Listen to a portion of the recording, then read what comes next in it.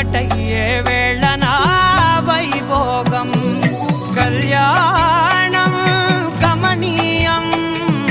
ఈ రెండు మనసులే రమణీయం ముడే ముళ్ళట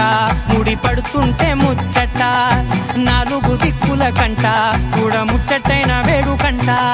ఆ పంచభూతాల తోడుగా ప్రేమ పంచుకొనే పండగంట ఆరరుగల నిండుగా ఇది నూరెళ్ళ పచ్చని పంట